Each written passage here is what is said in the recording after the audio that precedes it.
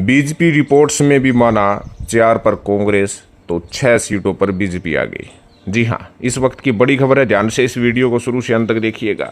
Channel को जरूर subscribe कीजिएगा, कमेंट करके जरूर बताइएगा कि आपको क्या लगता है कि हरियाणा में इस बार किस पार्टी को कितनी सीट आएगी। जी हाँ, आपको बता दें कि लोकसभा चुनाव हो चुके हैं।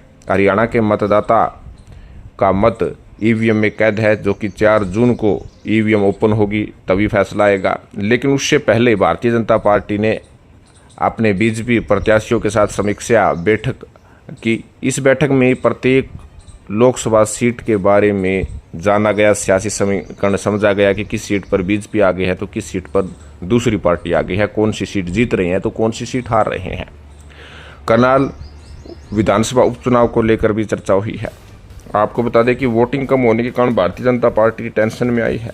बताया जा रहा है कि भारतीय जनता पार्टी की रिपोर्ट में 4 सीटों पर कांग्रेस आगे दिखाया है। यदि 4 सीटों की बात करें तो सबसे पहले सिरसा सीट है, जो कि सिरसा सीट पहले से ही लग रहा था कि कुमारी शैलजा आगे बढ़ती हुई नजर आ रही है।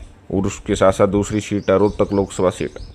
रोहतक लोकसभा सीट पर दीपेंद्र सिंह हुड्डा और अरविंद शर्मा के बीच फिर से मुकाबला था, लेकिन 2019 जैसी लहर सिचुएशन अब की बार नहीं देखने को मिली है। भारतीय जनता पार्टी समझ रही है कि सिरसा और रोहतक पर मामला कहीं ना कहीं बिगड़ा हुआ है। और उसके साथ साथ तीसरी सीट है सोनीपत लोकसभा सीट की। सोनीपत लोकसभा सीट से कुछ कदम कांग्रेस अवश्य आगे है, लेकिन फाइटिंग की बात की जा रही है।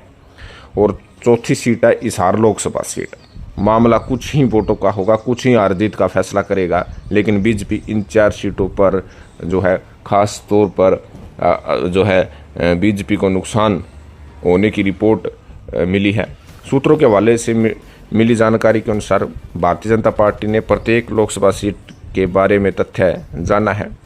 वहीं दूसरी बड़ी खबर है कि जो सूत्रों के हवाले से जो खबर मिली है उसके अनुसार हरियाणा के लोकसभा चुनाव को लेकर खुफिया तंत्र ने भी सरकार को रिपोर्ट सौंपी है।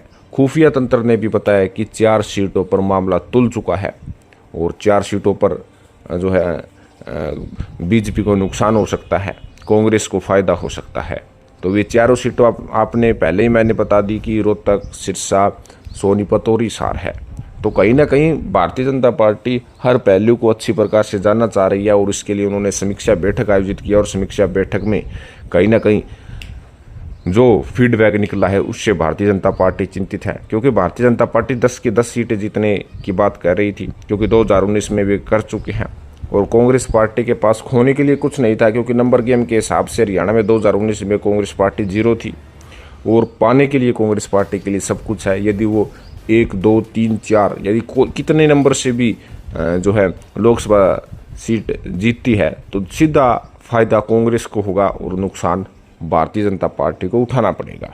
तो कहीं ना कहीं जो चुनाव के बाद अपडेट आ रही है विशेषकर भारतीय जनता पार्टी में, तो 4 सीटों पर गोलमाल बताया जा रहा है। और इस गोलमाल की रिपोर्ट से चुनाव परिणाम क्या होगा ये देखने वाली बात होगी। चुनाव परिणाम फाइनल होता है और जनता का जो फैसला होता है, बड़ी बड़ी पार्टियों के साथ साथ बड़े बड़े नेताओं को नमस्तक होना पड़ता है, सिर झुकाना जनता के सामने पड़ता है।